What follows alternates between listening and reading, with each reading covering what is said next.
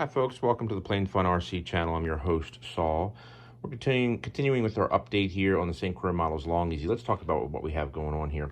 So as I mentioned previously, obviously I cut a little, using the Dremel cutting tool, we cut a groove here in the bottom of the wings to allow for the servo leads. And initially I was not going to cover them up with fiberglass, but I found it did weaken the wing enough to where it did require it. So we're using 3/4 ounce fiberglass, same technique as we've been using all along. Little 3M77, then put the fiberglass down, then hit it with some 30-minute epoxy.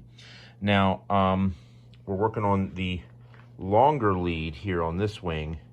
We're not fiberglassing the whole wing. What we're doing is we're cutting a piece that's only going to be about 1 inch wide, but because it's so long and rather difficult to cut, what I decided to do is I'm just going to brush on a little bit of the 3M77, about 1/2 inch on each side of the groove, and then we're going to lay down the big piece here, and then we're just going to cut off the excess that is not tacked in place. Okay, and we're going to do that on both sides. That's going to be the easiest thing.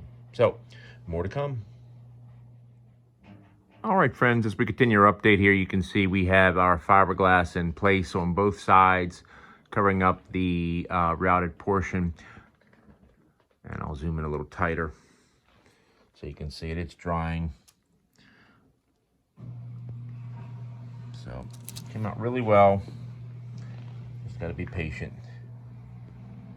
Anyway, quick tip I want to pass along to you. So, here's my final thoughts on installation of the servos in the wing.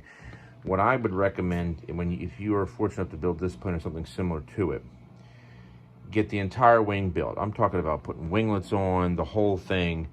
Servos in, you got your little servo lead routed out.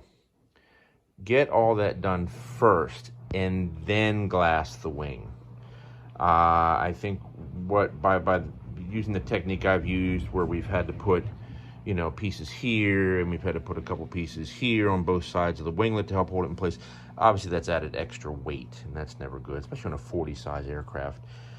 So that's what I would recommend. So if you are fortunate enough to build this, make sure that you do everything you need to do for the wing and then glass it. Now the winglets, of course, you definitely want to go ahead and glass those before you put those on. But that would be my recommendation. Anyway, nonetheless, it's looking good. We'll let it dry for a few hours and then we'll continue on. All right, more to come.